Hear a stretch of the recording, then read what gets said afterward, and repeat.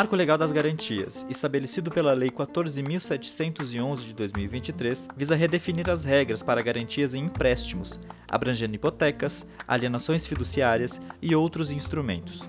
Um dos destaques desse conjunto de normativas é a permissão para o mesmo imóvel ser utilizado como garantia em mais de um financiamento, impactando diretamente na dinâmica de concessão de crédito. No episódio de hoje, vamos conversar com o vice-presidente do Colégio Notarial do Brasil, seção do Distrito Federal, e titular do primeiro ofício do Núcleo Bandeirantes, Hércules Alexandre da Costa Benício, que vai compartilhar as suas percepções sobre as alterações e o impacto dessas mudanças.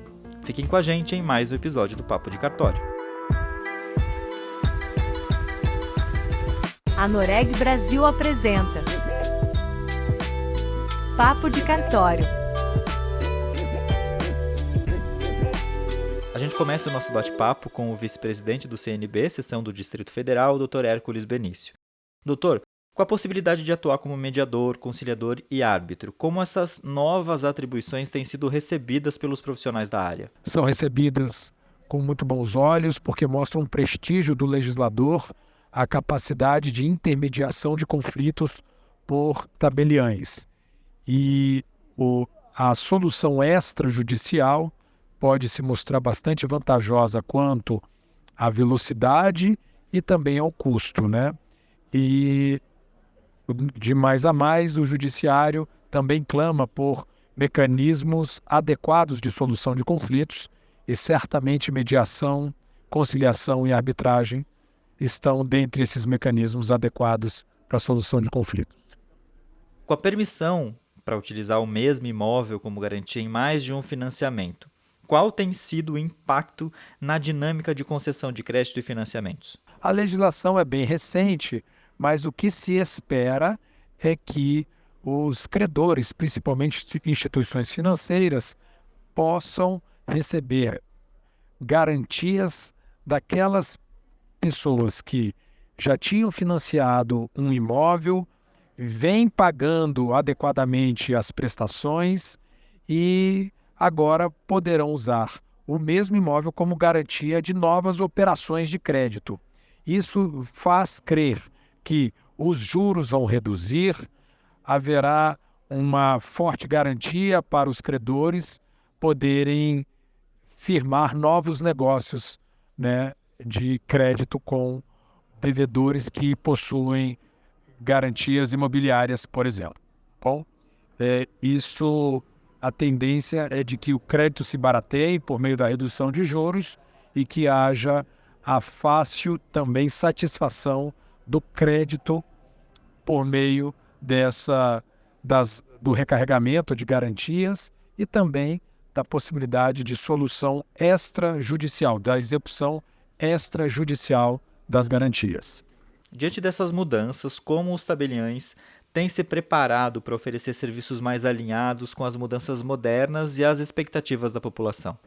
Por meio do investimento em soluções tecnológicas que garantam segurança jurídica, como, por exemplo, a verificação da biometria facial de determinada pessoa e que dê uma segurança quanto à integridade de um documento eletrônico e a autoria da manifestação de vontade, e também por meio de união de esforços para que os tabeliães ajam de uma forma padronizada em relação aos requisitos gerais dos negócios jurídicos e que as soluções tecnológicas estejam sempre seguras e bem explicadas para a população. Na sua visão, qual é o papel dos tabeliães na construção de uma sociedade mais justa e segura, especialmente considerando as novas possibilidades oferecidas pelo Marco Legal das Garantias? Os tabeliães, eles são consultores jurídicos qualificados,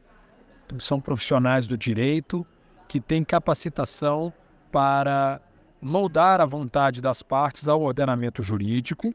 Essa consultoria representa o principal munus público de um tabelião e ele também fornece segurança por meio da sua fé pública, se valendo do compartilhamento de bases cadastrais de identificação e muita expertise com muito estudo quanto às normas vigentes. Vale a pena destacar que o novo Marco Legal das Garantias explicita o serviço de lavratura de atas notariais para certificar o implemento ou frustração de certas condições negociais. É bem certo dizer que, com essa explicitação de serviço da ata notarial, há a possibilidade de uma ampliação de mecanismos de solução de conflitos de forma extrajudicial, na mesma linha da conciliação, mediação e arbitragem.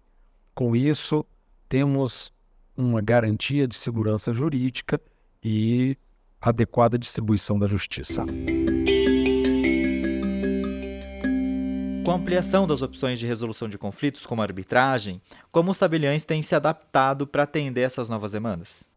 Isso se dá por meio de constante capacitação e de interação entre tabeliães, uso de tecnologia para que a melhor solução possa ser orientada para as partes.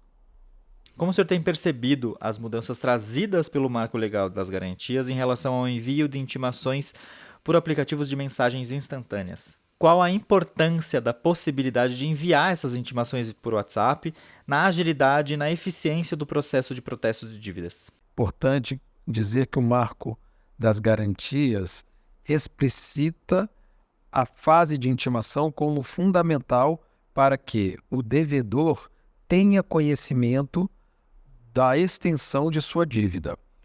E o meio eletrônico pode ajudar em muito a essa transparência com o devedor.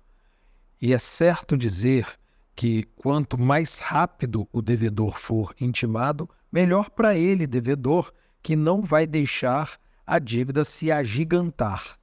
Então, o uso da tecnologia é bastante importante e em certos trechos do marco legal, o legislador deixa claro que o registrador, no caso da alienação fiduciária, precisa intimar o devedor por meio eletrônico, caso no contrato conste um endereço eletrônico, e quanto aos tabeliães de protesto, há também essa explicitação dizendo da possibilidade de uso de aplicativos de mensagens instantâneas, intimações por WhatsApp, exatamente para garantir transparência para o devedor poder saber qual é o alcance da dívida e, em breve tempo, satisfazer o crédito que vem sendo cobrado.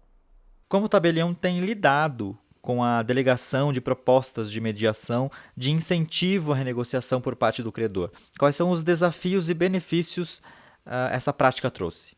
É interessante dizer que a Lei 14.711 de 2023 inclui dispositivos na Lei de Protesto, a Lei 9492 de 97, para explicitar a função do tabelião de protesto como um intermediário qualificado entre o credor e o devedor.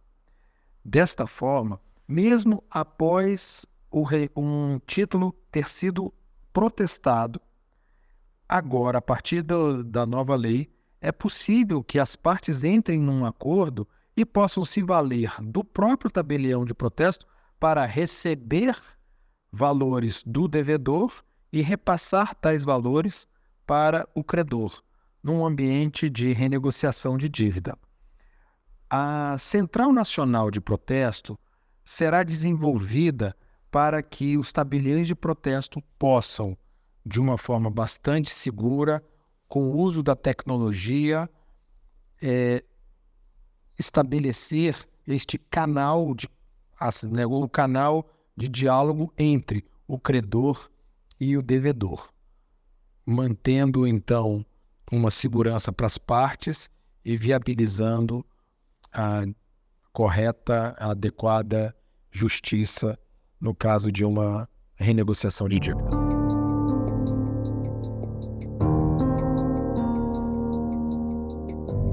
Como as mudanças nas formalizações de hipotecas, escrow accounts e atas de arrematação têm influenciado o trabalho do tabelião de notas? Isso facilita bastante, mostra a importância do tabelião de notas para a lavratura da ata de arrematação em uma execução extrajudicial da hipoteca, mostra como o tabelião de notas vai poder dar tranquilidade para o vendedor e para o comprador assinarem a escritura, porque eventualmente, até antes da existência de uma conta garantida por meio do tabelião, o comprador ficava com receio de passar o dinheiro para o vendedor e, eventualmente, esse vendedor não assinar a escritura pública. Por sua vez, o vendedor ficava com receio de assinar a escritura pública e o comprador, eventualmente, não fazer a transferência do preço do imóvel. A escrow account, a conta garantida, que está vinculada a um negócio, ela gera esse conforto de que um terceiro neutro imparcial, que é o tabelião de notas, poderá garantir que o negócio será feito com muita segurança, e essa vai ser a função da escrow account, e isso tudo com muita segurança por meio do serviço do tabelião de notas. E a questão da ata de arrematação na hipoteca é bem interessante, né? Mostra a possibilidade de solução extrajudicial de conflitos, e também na hipoteca o novo marco das garantias previu que, frustrado o segundo leilão, o credor ele terá um fôlego de 180 dias para poder vender o imóvel hipotecado, o imóvel que fora hipotecado, no mercado, por meio de uma escritura pública. Isso é bem interessante e provavelmente vai representar um aumento da quantidade de contratos de hipoteca no Brasil. Na prática, como têm sido as experiências com a cobrança de conciliação e mediação e como isso se reflete nos resultados do protesto?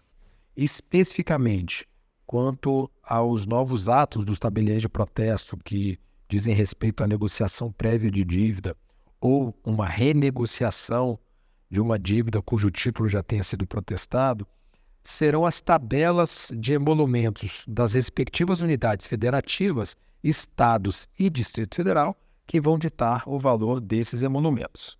Quanto às demais formas de atuação de tabeliães para mediação e conciliação,